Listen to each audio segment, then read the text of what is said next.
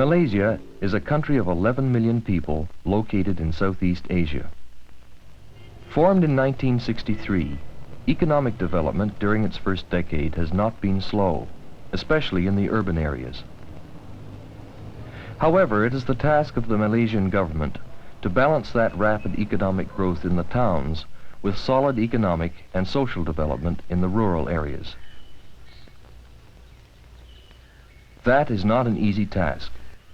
Malaysia is composed of many races, and traditionally, economic position has been aligned with race. But it is the government's goal to use the resources of the country in a way which will allow everyone to benefit from the growth process.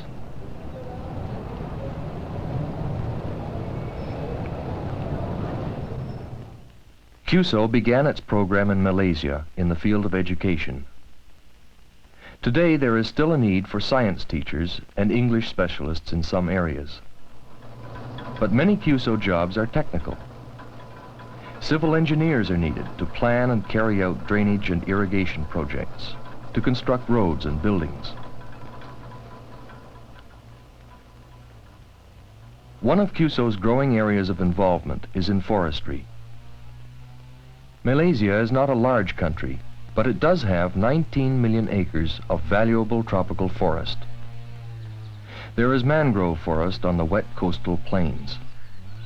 Hill and montagne forest cover the slopes of the mountain ranges.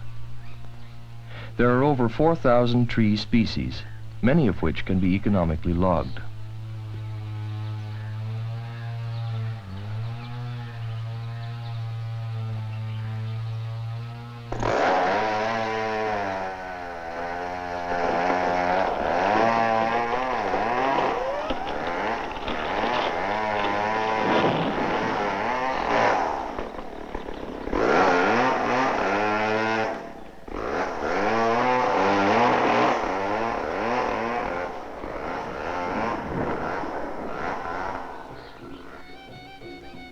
However, with the present market conditions, less than 200 species are being utilized. Even at that, the going price for some of the larger logs is 400 Canadian dollars or more. The method of timber extraction is quite unique in Malaysia, but it is fairly economical and very innovative.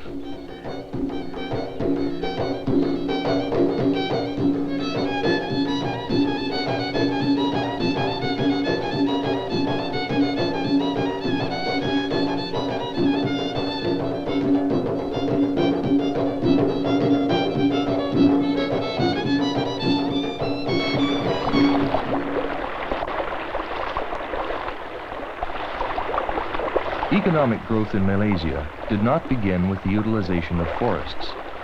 It began with tin mines in peninsular Malaysia. However, tin is not a renewable natural resource. A piece of land once worked is ruined forever.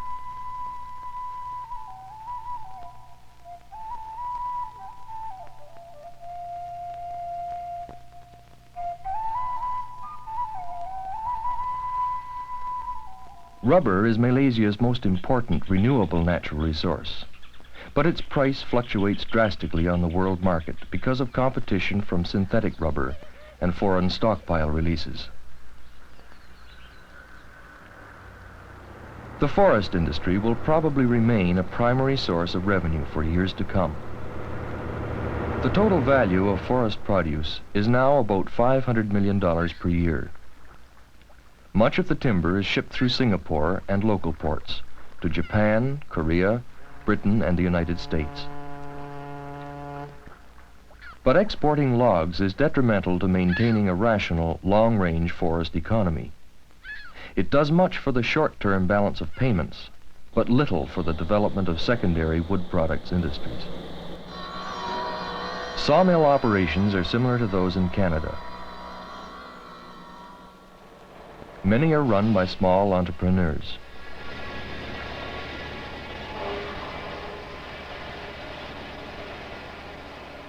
Other mills are comparatively sophisticated.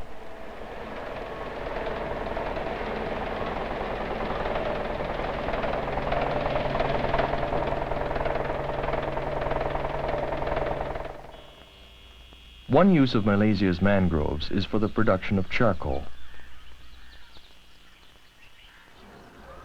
Locally produced lumber and veneer are utilized in the construction industry and for furniture production. Logs are even carved into coffins.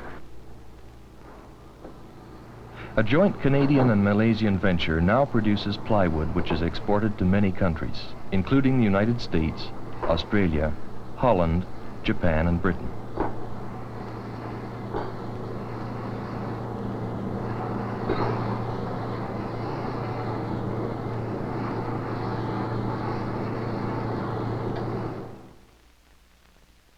Too often in Malaysia, development is equated with the removal of the forests. This area has been cleared to develop a palm oil industry.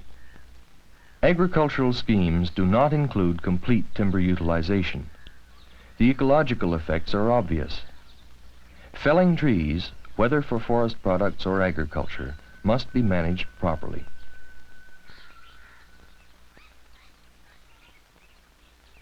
Bill Dumont is a CUSO forester working on forest rehabilitation in the state of Perak. I'm with the Perak State Forestry Department and attached to the Perak South District in sort of a silvicultural research capacity. We're involved in enrichment planting in the hill forests here, and many phases have many unanswered questions.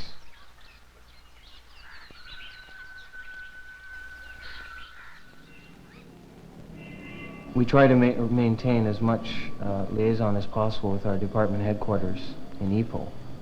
This is where our State Forest Officer, Mr. Lal Singh Gill, is situated, and the State Silvicultural Officer, Insha Johari. Right now, with the federal research area being planned, I submitted a plan to the government to get their reaction, and we sort of tossed the ideas around and came up with a compromise.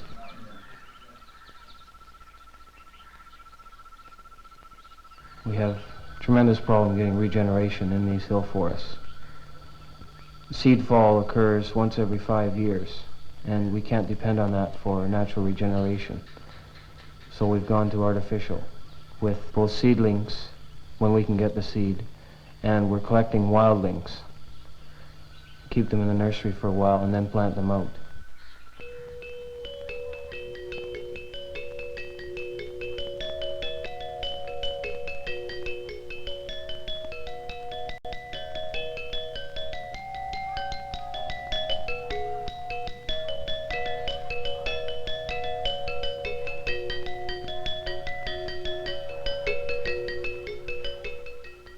Previously, the management information for lowland forests had been devised, but the agricultural expansion has forest management into the hill forests, where primary information is seriously lacking.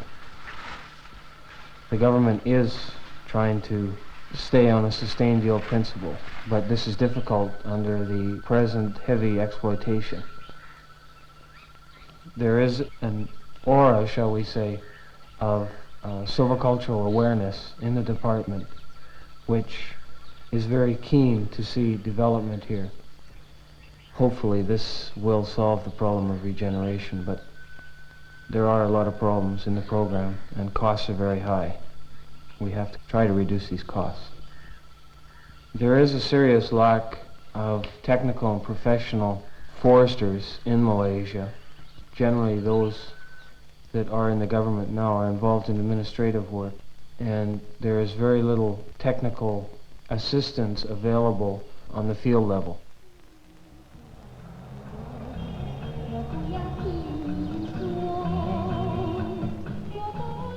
I'm working right now in Tapa. It's in the state of Perak. It's a typical West Malaysian town, a mixture of the races, Chinese and Malay, some Indians. It's not a very big town. There's about 10,000 people here. It's quiet by some larger Canadian city standards, but it's a nice place to work.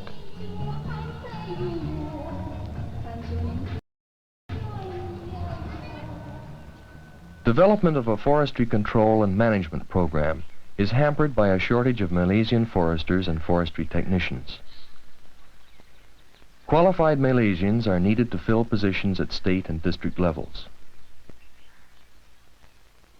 Forestry schools are beginning to turn out forest technicians for the industry, and a university degree program has already begun. But for some time, foreign manpower will be needed to assist Malaysia in conducting research, to control and manage its forests. A number of CUSO foresters are involved in a program of forest management and inventory. At the federal headquarters in Kuala Lumpur, Ronald Burrell coordinates much of their activity in the inventory section. His work involves establishing the objective of a forest survey, choosing a sampling design, and laying it out topographically so it can be carried out by teams of men who are trained to obtain the information. Probably the best thing about the job is being able to really tie a lot of what you do together, because you are involved in everything right from day one, right from the compass man and the man who cuts the rentis line through the jungle. You're involved from that level right to the very top, to the man who's responsible for making sure that the plan is carried out after you're gone. It's being able to see how you can develop a plan, develop concepts, ideas, see something that you've designed and implemented, see it, come to life and show results for it. I rather like the climate over here. It's not exactly what I was expecting. Usually when you think about the tropics, you think of extreme heat, excess humidity, sweat pouring out of every pore in your body. But so far I found it quite comfortable. I've even been cold on some nights, which I was never expecting in the tropics. Part of my time is spent in aerial interpretation. We have photographs covering all the mangrove reserves in South Johor, and it is part of my task to try to interpret what I see on the photographs and match them up with what I have found on the ground.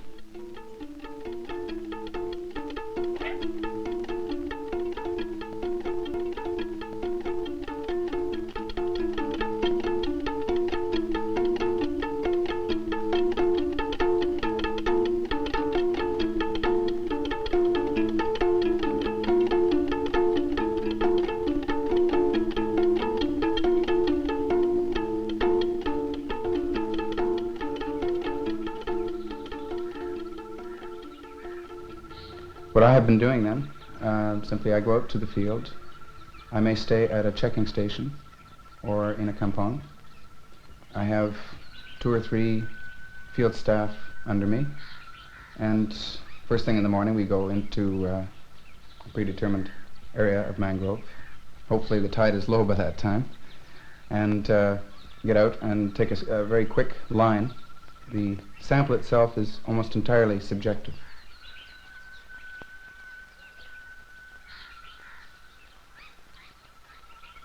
The personal gain in the whole job is more or less related to just putting into practice what you like to do. Since you're more or less left on your own, you can find guidance for sure from either your superiors or people at various levels of government at the national level, usually. So you have an advantage in that you're able to do what you are interested in for the time being, and to be able to utilize what you've learned in university, what you've always been taught should be done. And now you have an opportunity to do it. All forest data are compiled by code numbers on enumeration sheets. These are completed in the field, checked in the office, and sent for card punching.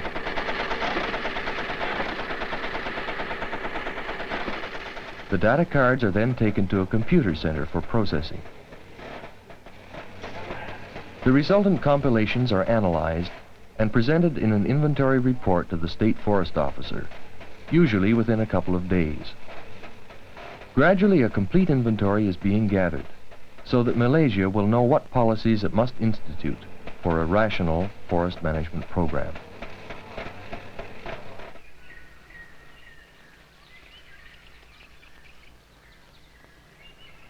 Life as a Malaysian forester can be a rewarding experience. It's what you make it. Many of my friends in Canada thought I was nuts to be coming over here to a snake-infested, malaria-ridden jungle, the image perpetuated by Tarzan movies. Actually, I found the forests here have less vegetation than some I've worked in British Columbia. The forest is fairly open, especially the virgin forest, and quite easy to get through. My first day in the jungle, I was quite apprehensive about the problem of running into a nice big python. I mentioned this to the rangers that accompanied me, and they laughed, so I didn't bring up the subject again.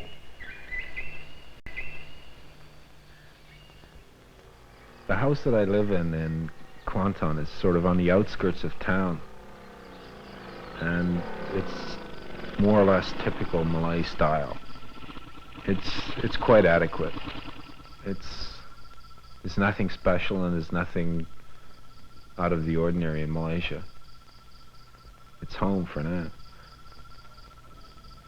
The food is sort of really extraordinary. You get everything from northern Chinese all the way down to Western food. You can live damn well, really.